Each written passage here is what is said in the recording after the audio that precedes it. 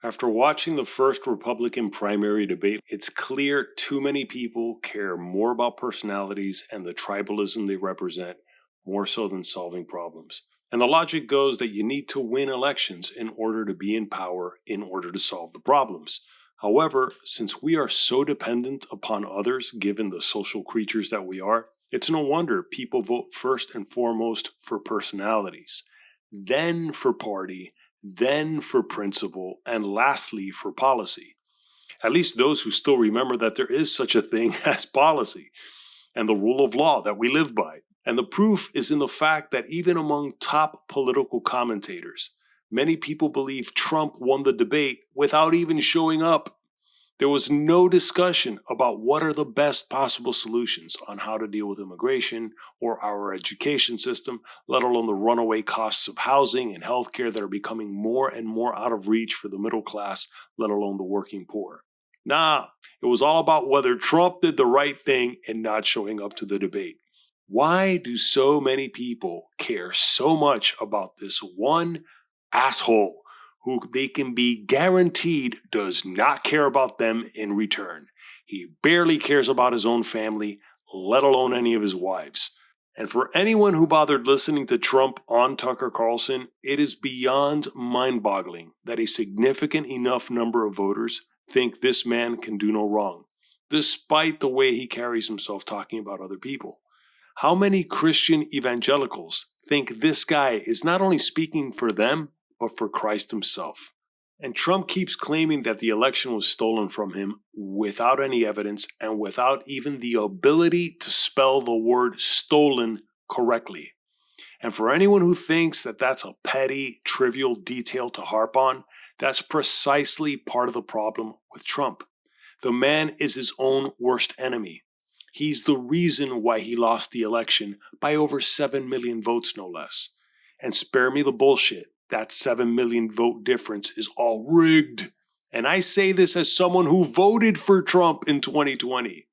Yet he and his team have had over 2 years to find the evidence to prove it wrong, and instead he's been hoarding classified documents at his Mar-a-Lago residence. I thought maybe, that's where the evidence is. Maybe it's in the classified documents. Maybe he's just getting all his ducks in a row. Nope, not at all. It seems like most of them were just a bunch of boxes he supposedly even stored in his bathroom when there wasn't enough space elsewhere in his mansion. It's difficult to say who won the debate in terms of having the best policy solutions to any of our problems. But Chris Christie was one of the only candidates with any real backbone to call out Trump for the dangerously low bar we're setting for ourselves as a nation to think that Trump is the only guy capable of being our fearless leader. Sure, Asa Hutchinson, who I'll be honest, I never even heard of the guy before these debates, which goes to show how much we are dependent on these personalities. Asa Hutchinson also called out Trump, but not as clearly and convincingly as Chris Christie did. We are going to take a brief moment and talk about the elephant not in the room. If former President Trump is convicted in a court of law, would you still support him as your party's choice? Please raise your hand if you would.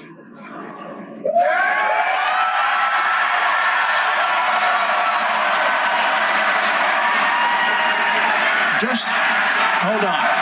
So just to be clear, Governor Christie, you were kind of late to the game there, but you raised your hand? No, I'm doing this. Look, here's the bottom line. Someone's got to stop normalizing this conduct. Okay? Now whether or not you believe that the criminal charges are right or wrong, the conduct is beneath the office of President of the United States.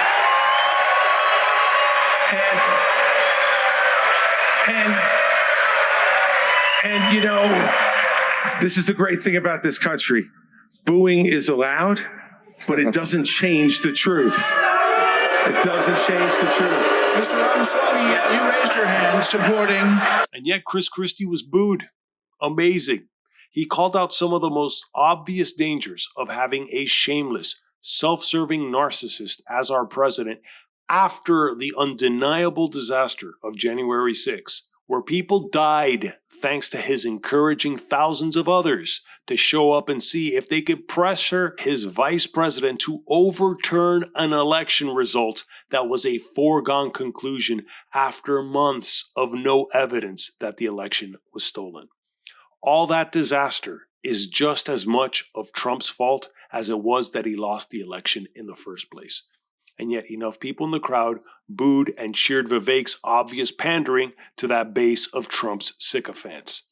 I had some high hopes for Vivek, but he showed himself to be the kid that keeps interrupting the adults at the dinner table. I would say he showed his age, but then again, this is a 38-year-old father of two who is quite the accomplished human being. Graduated from Yale and Harvard, has built successful businesses to the tune of earning over a $500 million net worth before the age of 40. And yet the guy can't stop himself from wearing a shit-eating grin from ear to ear as he basks in the glow of applause of unearned praise from other adults that were booing at Christie for pointing out the obvious about their little hero, Donald Trump. I would say it's insane that anyone can't see through the obvious failings of Trump. A man who can't even spell the word stolen regarding his unfounded claims about the 2020 election. However, hearing all those boos in defense of Trump regarding January 6th, it just goes to show that there's actually just too many people who are so incredibly frustrated with the lies and elitism of the Democrat Party that they can't imagine anyone else fighting on their behalf other than Trump. That's why, to a certain degree, I don't blame people for thinking that this is the guy, this is the one that actually go up against the Democrat Party. And the reason why we have this problem with the Democrats is because of the same cult of personality and political tribalism that is just as endemic on the left side of the political spectrum as it is on the right. It's hard to tell who won the debate last night, especially since it could be argued that Trump won by not even showing up. But ultimately, it's we the people who are losing the opportunity to solve our own problems on our own terms the more we allow ourselves to believe we need these self-serving narcissists and political operatives to solve the problems for us. This is why I'm a firm believer that we need to continue pushing for ranked choice voting in order to open up our options, not just to other parties and candidates, but to other ideas and solutions. We should be voting more on referendums than on representatives as well. But I'm just one voter in a nation of well over 300 million people with about 168 million who are registered voters. And not all those people end up voting in the end either. If only we could look at our problems issue by issue and determine which are the best policy solutions, despite whether they sound liberal or conservative, and let alone whether they're backed by Democrat or Republican donors. But whatever, what say you, the viewer, who actually got this far in the video after listening to my rant?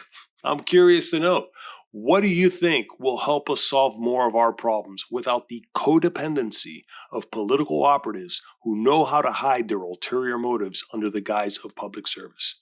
And if I got anything wrong in this video, please let me know in the comments below. But if you like this video, please give it a like, subscribe to the channel, check out the links below for my merchandise and original art that I have for sale, and thanks for watching.